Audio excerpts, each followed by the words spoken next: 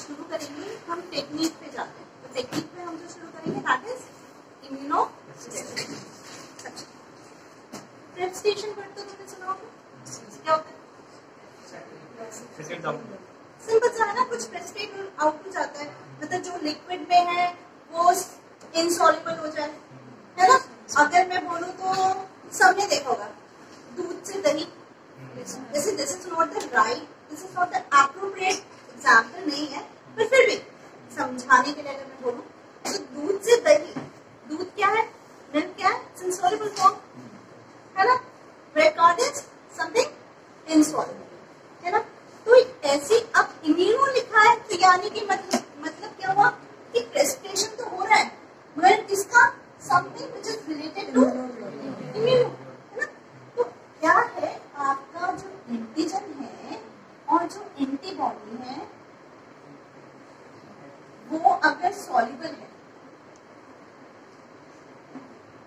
है ना, और ये आपस में इंटरैक्ट करें, means soluble antigen soluble antibody interact करें and then they form some insoluble complex.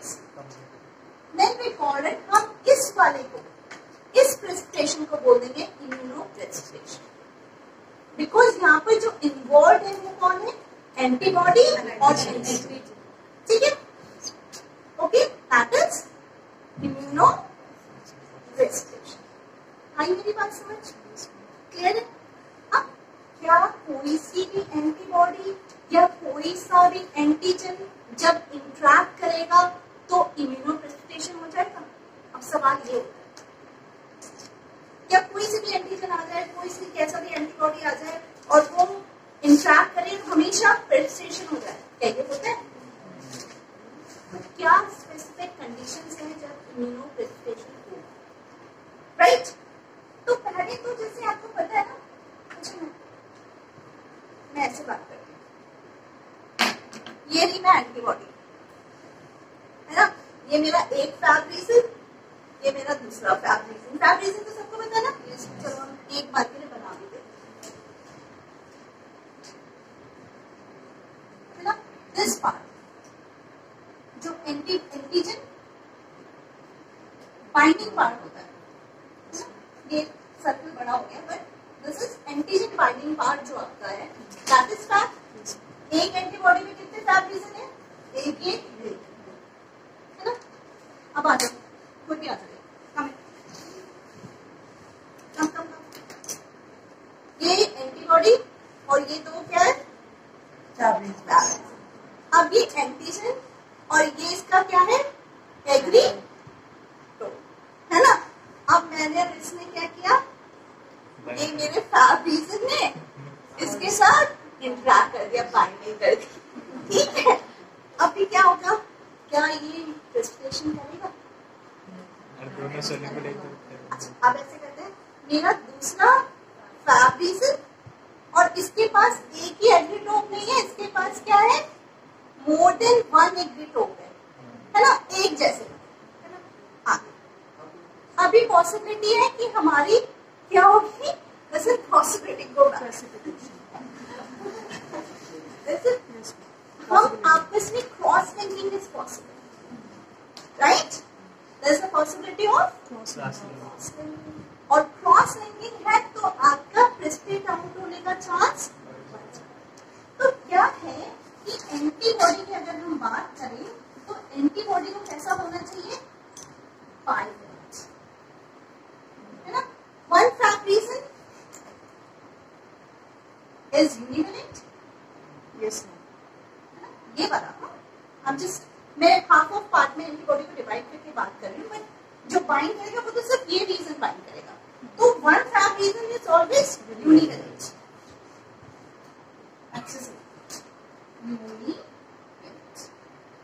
तो अगर आपका वन फैब रीजन होगा, क्या होगा, one Fab region, if only Fab, यही मल्टीपल क्वेश्चन आता है कि क्या Fab region is able to precipitate an antigen? Whether univalent antibody भी ऐसे भी पूछ सकता है, यूनिवेलेंट वैसे होती नहीं, बाइवेलेंट ही होती है ना। या ज्यादा होती है। जैसे एन की बात करें तो कितनी होगी, उसके पास तो 10 रीजंस है ना। ए की बात करें तो 2 होंगे, एन की बात करें तो उसके पास 10 फैट रीजन है, पर एक सिंपल एंटीबॉडी के पास 2 तो है। मगर अगर हम उसे डिग्रेड करते हैं इस ढंग से करें कि क्या हो हमारे पास 2 अलग अलग फैट रीजन, ऐसा हमने देखा था जब हमने क्या किया था, एंटीबॉडी के स्ट्रक्चर को रिवील करने के लिए 3 एक्सपेरिमेंट्स पढ़े थे, वहां पर हमने पढ़ा राइट। तो अगर यूनिवेलेंट फैट होगा तो कभी भी इम्यूनोप्रेसिपिटेशन नहीं होगा, तो एटलीस्ट एंटीबॉडी को क्या होना पड़ेगा, अब हम बात करते हैं एंटीजन। एंटीजन अगर मोनोवेलेंट मतलब इट हैज वन एपिटोप है ना, सॉरी एपिटोप है ना। अगर एक एपिटोप है तो possibility of cross linking low है ना। And if it has antigen is such that it has this is your region, this is your region, हाँ हमें ऐसे डिपिक्ट कर एक जैसे रीजन बहुत सारे हैं, then it becomes polyvalency। इस टाइम पे ये एंटीजन में if this type of antigen is coming, there is much possibility that there will be more cross-linking will be possible, और आपका जो कॉम्प्लेक्स है वो ज्यादा लार्ज कॉम्प्लेक्स बनेगा, तो उसको प्रेसिपिटेट आउट होना इजी है, right. Understand now the other thing, ये तो बात हुई हमारी एंटीबॉडी और एंटीजन की स्ट्रक्चर के बीच। अब क्या है कि आपको पता है ये भी क्या है, एक प्रोटीन है, एंटीबॉडी भी एक प्रोटीन है, and we all know that हम कहते हैं कि जो एंटीबॉडी का जो इंटरेक्शन है एंटीजन के साथ, it's similar like enzyme are interacting with its substrate. This is the common thing we say कि दोनों जैसे एंजाइम अपने सबस्ट्रेट के साथ इंटरैक्ट करता है, कैसे इंटरैक्शंस के साथ, नॉन कोवलेंट इंटरैक्शंस के साथ, वैसे ही एंटीबॉडी भी काम करती है नॉन कोवलेंट इंटरैक्शंस के साथ, है ना, सिंपल। तो क्या है, जैसे हमने एंजाइमेटिक रिएक्शंस लैब में किए थे, तो हमें क्या है, हम जानते हैं एंजाइम को काम करने के लिए क्या चाहिए, ऑप्टिमम कॉन्सेंट्रेशंस, कुछ ऑप्टिमम कंडीशंस चाहिए, राइट, है ना। ऐसे ही जब एंटीबॉडी एंटीजन इंटरैक्ट कर रहे हैं टू फॉर्म प्रेसिपिटेट, ऐसा नहीं है कभी भी हो जाएगा। 2 कंडीशन तो ऑलरेडी आप देख चुके हैं, what type of antibody is required, we required, what type of antigen we required. Similarly, there are some optimum conditions, means इन दोनों की कॉन्सेंट्रेशन, जो कॉन्सेंट्रेशन है वो कुछ ऑप्टिमम होनी चाहिए, पर्टिकुलर कॉन्सेंट्रेशन पे ही ये क्या करेंगे, आपका प्रेसिपिटेट बनाएंगे, and that particular that nano range जहां पे इम्यूनोप्रेसिपिटेशन होता है, that is called zone of equivalence. That is called zone of equivalence, is that narrow range where these are present in their optimum condition so that a immunoprecipitation takes place. वो precipitate out, ठीक है। Let me clear out, मैं इसको करवाती हूँ आपको test tube से। हम एंजाइमेटिक रिएक्शंस को भी जब पढ़ते हैं, लैब में करते हैं भी, हम क्या करते हैं, टेस्ट ट्यूब में प्रिपेयर करते हैं ना, अभी हम ऐसे करते हैं, इसको भी ऐसे really simple, कुछ भी कॉम्प्लेक्स नहीं। I'm taking some test tubes. These are my test tubes, जहाँ पर हम इन रिएक्शन को कैरी आउट करें। अभी क्या है, अभी इन टेस्ट ट्यूब में मैंने सब में एक फिक्स्ड अमाउंट ऑफ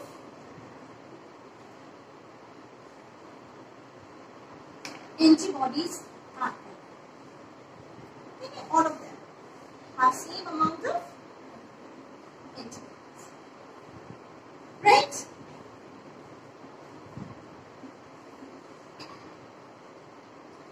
ओके, अब नाउ स्टार्टेड इजी, अब इसमें मैं एंटीजन ऐड करूंगी gradually in the increasing cause उसको, ठीक है। अब यहाँ पर कुछ नहीं ऐड करेंगे, यहाँ पर तो जीरो एंटीजन, यहाँ पर थोड़ा, यहाँ पर थोड़ा थोड़ा थोड़ा मैंने बढ़ाते गई, मैं अमाउंट ऑफ जो एंटीजन ऐड कर रही हूँ उसे बढ़ाते गई। एक टाइम आया यहाँ पर नहीं मिला, यहाँ पर हमें क्या मिलने लगा, इतनी यूज अनदर आपको पेशेंट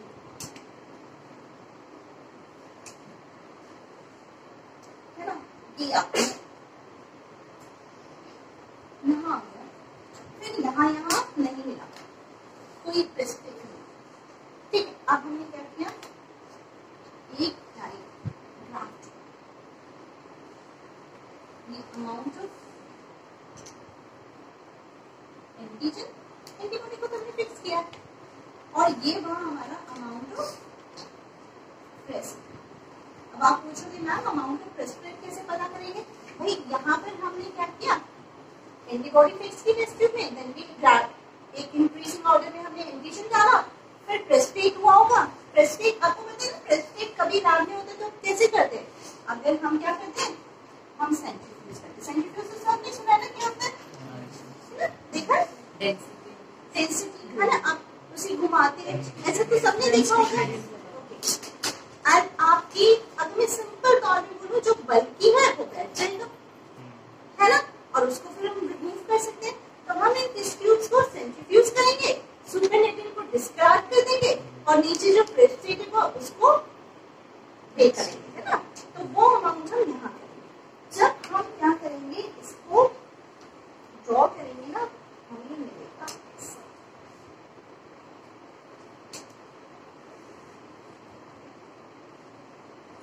जिसके 3 रीजंस,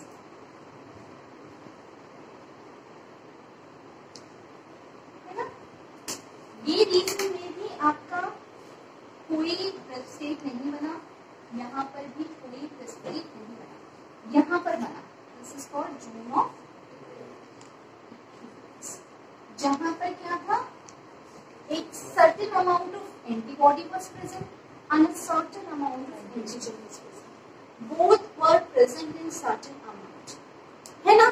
जब वो सर्टेन अमाउंट अचीव हुआ, इन टेस्ट ट्यूब में नहीं हुआ, एंटीजन ज्यादा हो, एंटीबॉडी ज्यादा हुई, एंटीजन नहीं हुआ, इसमें एंटीबॉडी ज्यादा हुई, एंटीजन कम, यहाँ पर एक ऐसा अमाउंट आया जहां पे एंटीबॉडी और एंटीजन का सही प्रोपोर्शनेट आ गया, कि उन्होंने क्या किया, प्रेस्टेट आउट हो गए, तो जिस जोन में हुए that is called zone of equivalence. ये वाला पार्ट किसके लिए, यहाँ पर क्या है, एक्सेस ऑफ एंटीबॉडी, जहां पर एक्सेस ऑफ एंटीबॉडी है वहां पर भी कोई प्रेस्टेट नहीं है, ये क्या है, या एक्सेस ऑफ एंटीजन, वहां पर भी कोई प्रेस्टेट नहीं, यानी कि प्रेस्टेट के लिए क्या चाहिए, एक, है ना, एक ऑप्टिमम क्रॉस अमाउंट चाहिए, तभी वो क्या करेंगे, ठीक है। तो हम यहाँ से पता कर सकते, राइट। अच्छा, ये तो हमने किया क्या, इन सोल्यूशन, ये हमने क्या किया, क्या हम इसे और कहीं भी रन कर सकते, बिल्कुल हम कर सकते। जो रिएक्शन हम टेस्ट ट्यूब में कर रहे हैं ना, टेस्ट ट्यूब में जो हम रिएक्शन करते हैं इसके मल्टीपल आपके एप्लीकेशन से, अगर आपको देखो, आप क्या मल्टीपल, एक एप्लीकेशन में आज बताती हूँ, वैसे में इसमें एक लेक्चर अलग से हम इसे लेंगे डिटेल। मान लो आपने क्या किया, आपका ये सेल, आपको सेल से एक पर्टिकुलर प्रोटीन को आइसोलेट करना है, राइट। आपने सेल को क्रश किया, जैसे भी आपने उसको, आपने लाइसेट निकाला, अब इस लाइसेट में अंदर डिफरेंट प्रोटीन्स, अलग अलग प्रोटीन्स, है ना। अब इन अलग अलग प्रोटीन्स को व्हाट यू वांट, आपको तो अपना वाला प्रोटीन चाहिए, desired protein, you want to isolate your desired proteins. How will you do? There are certain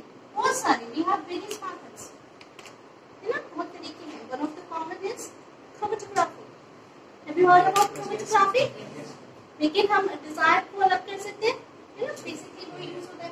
but क्या हम इसको यूज कर सकते हैं? यस। हम देखो एंटीजन क्या है? Antigen is anything in any, कुछ भी हो सकता है, प्रोटीन भी हो सकता है, फॉरेन, कुछ भी फॉरेन पार्टिकल को हम एंटीजन बोल सकते हैं, है ना।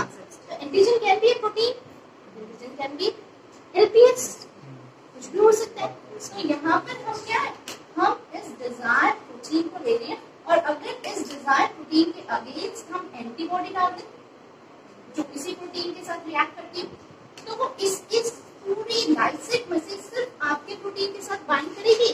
और अगर if we are able to, हम इसको प्रेसिपिटेट आउट करके इसको अलग कर पाए, तो हमारे पास हमारा डिजायर प्रोटीन अलग होगा, कॉम्प्लेक्स विद एंटीबॉडी, है ना, ऐसे आ जाएगा।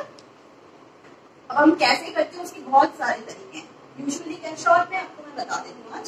जैसे हमने ये एंटीबॉडी लिया, डोंट टॉक, ये हमने एंटीबॉडी लिया, this is your FC region, no constant region. इस कांस्टेंट रीजन में अगर मैं कोई हैवी चीज को बाइंड करा दूं तो क्या होगा? कोई भी हैवी चीज को अगर मैं बाइंड करा के सेंट्रीफ्यूज कराऊंगी तो क्या होगा? उसको आराम से सेटल डाउन करेगी। सिंपल बात, यही वो लोग करते हैं। वो लोग क्या करते हैं? एफसी रीजन में बीट्स लगाते हैं, और बीट्स लगाने के बाद सेंट्रीफ्यूज करते हैं तो इजी हो जाता है। और अगर ये बीट मैग्नेटिक बीट हो जाए तो वाह, मजा क्या जाएगा। क्यों? क्योंकि आपका जो सेपरेशन का प्रोसेस होगा ना, वो बहुत ही इजी हो जाएगा। This is how we can carry out in that, है ना। So this is one of the application of this immunoprecipitation that we can separate, we can isolate our desired protein from the mixture of proteins. Got it? There is that is a different thing. That is a different thing. Right? FC region पे attach करते हैं, कैसे attach करते हैं? इतना concept clear हुआ? Yes. ठीक है। अभी एक छोटी सी बात और सीख लेते हैं आज के लिए। We will do it tomorrow. आज इसके बेस पे हमने एक्सपेरिमेंट करना है। See this is something we are doing in test tube, right? But हम ये सब किसमें कर सकते हैं? हम जेल में भी कर सकते हैं। हम एग्रोस का जेल बनाए, राइट? उसमें पहले से ही जब जेल बना रहे हैं उसी समय हम डाल दें एंटीबॉडी डाल, राइट? एंड देन यहाँ पर हम एक वेल बनाए और वहां पर एंटीजन का डाल दें। What will happen? This will diffuse, this will diffuse. This is an agarose gel जिसमें हमने एग्रोस जेल बनाते हुए, कास्ट करते हुए, we were casting the agarose gel, what we have already added antibody, right? And then जब cast हो गया, then we created a well, हमने एक वेल क्रिएट किया और उस वेल में हमने एंटीजन डाल दिया। और नाउ व्हाट विल, हमने इसे छोड़ दिया, थोड़ा सा टाइम दिया तो what will happen? This will diffuse, this will diffuse. Gel है, मैट्रिक्स है, पोर्स होंगे, आपने कुछ मॉलिक्यूल डाला है, दे विल मूव। और जहां पर द पॉइंट जहां पर जोन ऑफ इक्विवेलेंस आएगा, वहां पर आपको एक लाइन दिख जाएगी। क्या दिखेगी? लाइन दिख जाएगी। ये लाइन होगी आपकी प्रेसिपिटेट, ये लाइन हो, और ये लाइन कहां पर बनेगी? जोन ऑफ इक्विवेलेंस, है ना। तो ये प्रेसिपिटेट की लाइन है ना, ठीक है। अब आप इसको, जब हम when we do this type of thing, जब हम जेल में मैट्रिक्स की हेल्प से करते हैं, तब हम इसे इम्यूनोप्रेसिपिटेशन ना बोल के इम्यूनो डिफ्यूजन बोलते हैं। क्या बोलते हैं? Immuno diffusion. क्या बोलते हैं?